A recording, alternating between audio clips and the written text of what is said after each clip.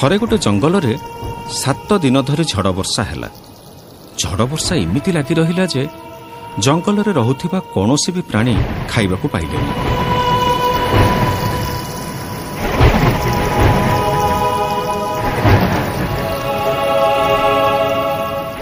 ସେଇ ଜଙ୍ଗଲରେ ରହୁଥିଲା ଗୋଟେ ବିଲୁଆ।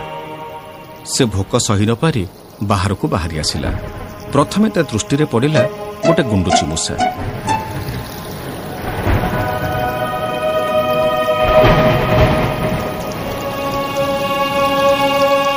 ଯେମିତି ତାକୁ ଖାଇବାକୁ ଯାଇଛି, ଗୁଣ୍ଡୁଚି ମୂଷା ବୁଦା ଭିତରକୁ ପଶିଗଲା।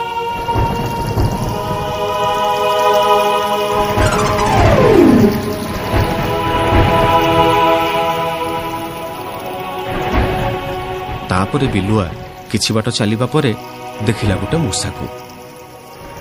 ଯେମିତି ମୂଷା ପାଖକୁ ଯାଇଛି, ସେ ବି ଦୌଡ଼ି ପଳେଇଲା।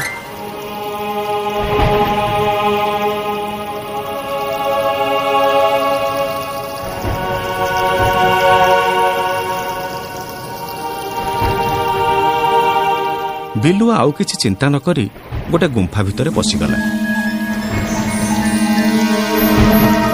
ସେ ଗୁମ୍ଫାଟି ଥିଲା ଗୋଟେ ଭାଲୁର। ଭାଲୁ ସେତେବେଳେ ଗୁମ୍ଫା ଭିତରେ ନଥିଲା, କିନ୍ତୁ ଭାଲୁର ସ୍ତ୍ରୀ ବିଲୁଆକୁ ଦେଖି ପାଟିକଲା, ତୋର ତ ବଡ ସାହସ। ସିଏ ନଥିବା ବେଳେ ଗୁମ୍ଫା ଭିତରକୁ ପଶିବାକୁ ତୁ କିଏ? କିଏ କହିଲା ତତେ ଏଠିକି ଆସିବାକୁ? ଯା ପଳା ଏଠୁ। ଦେଖ, ମୋର ଭାଲୁ ଭାଇଙ୍କ ସାଙ୍ଗରେ ଜରୁରୀ କଥାବାର୍ତ୍ତା ଅଛି, ସେଥିପାଇଁ ମୁଁ ଆସିଛି। ଦେଖ, ତୁ ବହୁତ ଚାଲାକ ମୁଁ ଜାଣିଛି, ତେଣୁ ତୁ ନିହାତି କିଛି ଉଦ୍ଦେଶ୍ୟ ନେଇ ଏଠିକି ଆସିଛୁ। ତୋର ଜରୁରୀ କଥାବାର୍ତ୍ତା କିଛି ନଥିବ ମୁଁ ଜାଣିଛି। ଶୀଘ୍ର ଏଠୁ ପଳା, ନହେଲେ ସିଏ ଆସିଲେ ତତେ ମାରି ପକେଇବେ। ଜମା ସେ ମତେ ମାରିବେନି। ତମେ ମାଇପି ଜାତିଟା ଜାଣିଛ କଣ? ଶୁଣ, ଆରପଟ ଜଙ୍ଗଲରେ ନିଆଁ ଲାଗିଛି। ମୁଁ ତୁମକୁ ଖବର ଦବାକୁ ଆସିଛି।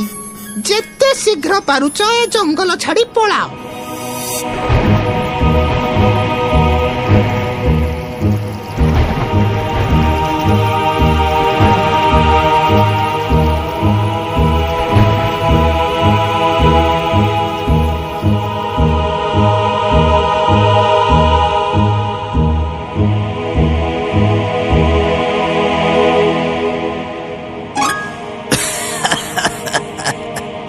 ନିଆଁ ଲାଗିଛି?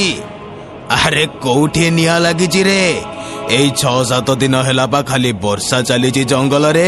ତା ମାନେ ଇଏ ଆମକୁ ଠକୁଥିଲା? ୟାକୁ ଧର ଆଜି ଖାଇବା, ୟାକୁ ଜମା ଛାଡନି। ସେତେବେଳକୁ ବିଲୁଆ ମନରେ ଛାନିଆ ପଶିଲାଣି। କେମିତି ସେ ଏଠୁ ଯିବ? ଭୋକ ବିକଳରେ ସିନା ଚାଲି ଆସିଲା, ହେଲେ ସେ ଖାଦ୍ୟ କଣ ଖାଇବ? ସେ ତ ନିଜେ ଖାଦ୍ୟ ହେଇଯିବ। ତଥାପି ସେ ମନକୁ ଦୃଢ କଲା। ହଁ, ଠିକ କହିଛୁ, ୟାକୁ ଆଜି ଆମେ ଖାଇବା। ଆଚ୍ଛା ଭାଲୁ ଭାଇ, ଗୋଟେ କାମ କଲେ କେମିତି ହୁଅନ୍ତା? କି କାମ? ନାଇଁ, ତମେ ଯଦି ରାଜି ହବ ମୁଁ କହିବି। ମୁଁ ତ ଏମିତିରେ ମରିବି, ସେମିତିରେ ବି ମରିବି, ଆଉ ଯେମିତି ହେଲେ ତମେ ମତେ ଖାଇବ। କିନ୍ତୁ ମରିବା ଆଗରୁ ଯଦି ମୋ ଇଚ୍ଛା ପୂରଣ ହୁଅନ୍ତା, ତାହେଲେ ମତେ ଶାନ୍ତି ମିଳନ୍ତା। ତୁ ଆଜି ମୋ ହାବୁଡରେ ପଡିଛୁ ମାନେ ତୋର ନିସ୍ତାର ନାହିଁ। କହ, କଣ ତୋର ଶେଷ ଇଚ୍ଛା? କହ, ମୁଁ ତୋର କଥା ରଖିବି। ଭାଲୁ ଭାଇ, ମୋର ବହୁତ ଦିନରୁ ଠେକୁଆ ମାଂସ ଲୋଭ ଥିଲା। ଠେକୁଆ ମାଂସ ଟିକେ ପାଟିରେ ବାଜିଲେ ମତେ ଶାନ୍ତି ମିଳିବ। ମୁଁ ଠେକୁଆକୁ ଖାଇବି, ଆଉ ତମେ ମତେ ଖାଇଦବ। କଥା ସରିଲା? ମତେ ଏ କଥା ଜମା ଠିକ ଲାଗୁନି। ଆମେ କାଇଁ ଏ କଥା ରଖିବା? ଇଏ କିଏ କି? ତୁ ଚୁପ କର। ମୁଁ ତାକୁ କଥା ଦେଇଛି ମାନେ ସିଏ ଠେକୁଆକୁ ଖାଇବ। ତୁ ଖା ବିଲୁଆ, ଶୀଘ୍ର ଖା। ତୁ ଖାଇସାରିଲେ ମୁଁ ତତେ ଖାଇବି। ବିଲୁଆ ଖାଇଲା ଠେକୁଆ ମାଂସ।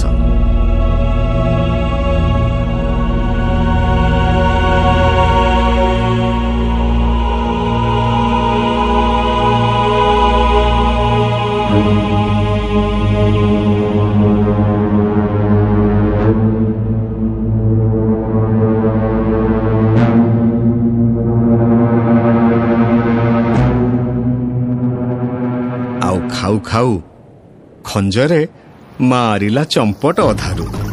ଭାଲୁ ତା ପଛରେ ଗୋଡେଇଲା, ହେଲେ ବିଲୁଆ କଣ ଆଉ ଧରା ଦେଲା? ଦୌଡ଼ି ଜଙ୍ଗଲ ଭିତରକୁ ପଳେଇଲା।